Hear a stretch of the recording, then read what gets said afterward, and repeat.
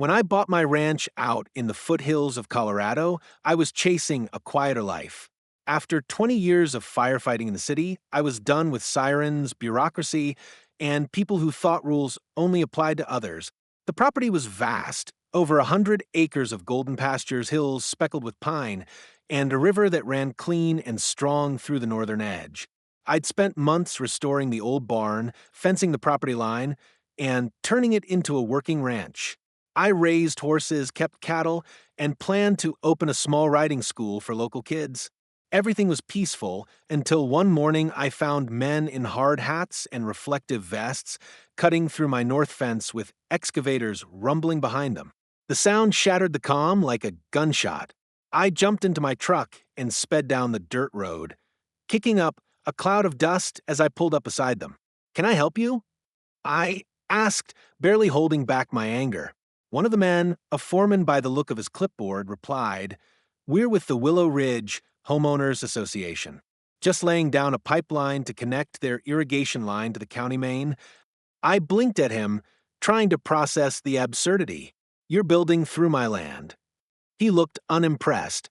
"According to our plans, this area's marked as utility easement." I snatched the papers from him and saw their so-called plans didn't include my name, my title deed, or any legal signature. It was a sloppy photocopy, and worse, their so-called utility easement was about half a mile off its real boundary. "You need to stop now," I said firmly. "You're trespassing." He shrugged and pointed toward the distant ridge. "Talk to the HOA board. We've got authorization." That's when I realized this wasn't an accident. The HOA of Willow Ridge, a snobbish subdivision down the valley, had decided to cut costs by running their irrigation and water supply directly through my property instead of following the county-approved route. A shortcut through my land meant saving hundreds of thousands in digging through rocky terrain. I called the sheriff, who confirmed what I already feared. The HOA had filed an intent to build, but hadn't secured my consent or any legal easement. They were gambling I wouldn't fight. They didn't know me. By the time I got to the HOA office the next morning, I was boiling. Their president, a man named Carl Henderson, sat behind a glossy desk, smug and unbothered. "Mr. Danner," he said, "I assure you everything's within our rights." I dropped my deed onto his desk. "This says otherwise." He leaned back. "We have a right to maintain community water access. The route happens to pass through your property. It's for public benefit."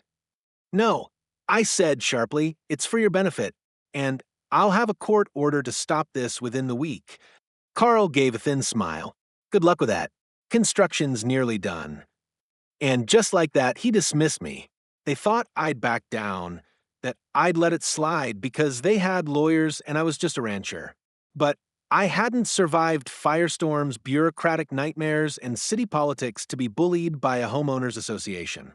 They wanted to play games with water? I decided I'd win by learning the rules better than they ever could. Over the next few weeks, I did my research. The HOA kept building despite my warnings, running thick PVC lines right across the back end of my ranch, burying them deep and fast. I took photos, filed a complaint with the county, and hired an attorney specializing in property rights.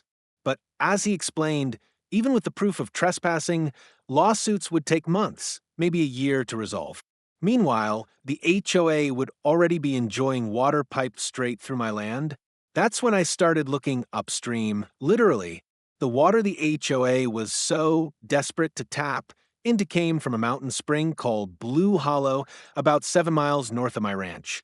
It wasn't a public water supply. It was a natural spring that had been privately owned by a small company since the 1970s. That company supplied water rights to both agricultural properties and the HOA's previous pipeline until it was recently bought by a local investor group that was now leasing out shares. My lawyer looked up the details and raised his eyebrows. "If you can afford it, you could buy the spring outright," he said. "Then you own the water." It wasn't cheap. The price tag made me gulp, just under $280,000 for the controlling stake. But I had savings from my years of service, the sale of my old house, and the ranch was nearly paid off. I decided it was worth it. Within 3 weeks, the paperwork was done. Blue Hollow Spring was mine, every drop of it. When I told my lawyer, he gave a slow grin. Then, technically, he said, you can decide who gets access and who doesn't. I nodded. That's exactly the plan. The next morning, I drove up to the spring, a clear pool nestled between granite boulders and pine trees. The water flowed down through a small valve station before splitting towards several lines, one of which supplied the HOA's pipeline. I contacted the water company technician still managing maintenance under contract and gave him the updated ownership documents. He double-checked them, whistled, and said, "So you want to shut off the Willow Ridge feed?" I smiled. Let's call it a temporary suspension. With a few clicks, the valve to the HOA pipeline closed. Just like that, the water that once flowed freely toward their manicured lawns and community fountains stopped dead. For 2 days, I heard nothing. Then chaos erupted. The HOA called my lawyer, screaming about illegal interference, and claimed I'd violated their water rights. My lawyer calmly sent over the ownership documents. Mr. Danner now owns Blue Hollow Spring, he said. You've been trespassing through his land and illegally drawing water. He's within his rights to cut off the supply. That night, Carl himself showed up at my ranch gate, red-faced and furious. You can't just turn off an entire neighborhood's water, he shouted. I leaned against the fence. I didn't, I said. You did when you built your pipe through my land without asking. He clenched his fists. We'll sue you for every penny. Go ahead, I said evenly. But every day you're dry, the value of that lawsuit drops. By the end of the week, the HOA neighborhood was in full-blown panic. The community lawns were yellowing, sprinklers were dry, and their fancy clubhouse pool had turned murky. Homeowners were furious, not at me, but at Carl and the board who had promised exclusive water access. Local news picked up the story, painting the picture of a greedy HOA trespassing on a private rancher's property and now paying the price. Reporters even showed up at my gate one morning asking for comment. I gave them the short version. They dug through my ranch without permission, so I dug through the paperwork. The headline the next day read, Rancher buys water source, turns off HOA pipeline after illegal construction. The internet loved it.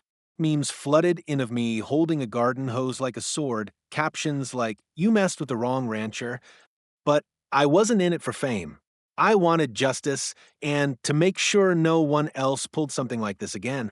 Still, the HOA refused to admit defeat. Carl held emergency meetings, sent me threatening letters, and even tried to pressure the county board into reinstating their supply. But the county sided with me once they reviewed the records. They never filed a legal easement, the commissioner confirmed. You're within your rights, Mr. Danner. That was when I got creative. I reopened negotiations, but this time on my terms. I offered to sell them access through my property and a share of water from Blue Hollow, but at commercial rates. What they'd been stealing for free now cost them 10 times more. At first, Carl refused. You're extorting us, he shouted over the phone. No, I said calmly, I'm running a business. 2 weeks of pressure from furious homeowners broke him. He came crawling back, suit wrinkled and tone changed. All right, he said through gritted teeth, let's talk numbers. I drafted a legal agreement with my lawyer. They'd pay for pipeline easement rights, compensate for the land damage, and prepay for 5 years of water usage. Total, $1.2 million. When he saw the figure, Carl nearly choked. But with dozens of angry residents calling for his resignation, he signed.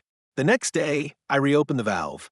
Water gushed back into the HOA lines like a biblical miracle, and their residents cheered.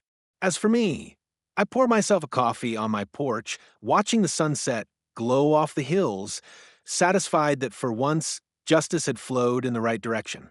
In the months that followed, things quieted down again. The HOA never dared step foot near my land without permission. The new contract included GPS-marked boundaries, quarterly inspections, and penalty clauses so strict that even a stray fence post past the property line would cost them thousands. Carl eventually retired from his position, likely pushed out by the angry homeowners who blamed him for everything. The new board president, a woman named Sarah Kane, reached out to me to smooth things over. She was different, professional, respectful, and surprisingly apologetic. "We've learned our lesson," she said when she visited my ranch to sign the final documents. "No more shortcuts." I shook her hand. "Good, because next time there won't be a second chance." She laughed nervously, but nodded. After that, I took a portion of the settlement and reinvested in the ranch, expanded the stables, built better fencing, and finally opened my riding school. Word spread fast, and soon parents were bringing their kids for miles around to learn horsemanship from the man who outsmarted an HOA. The irony wasn't lost on me.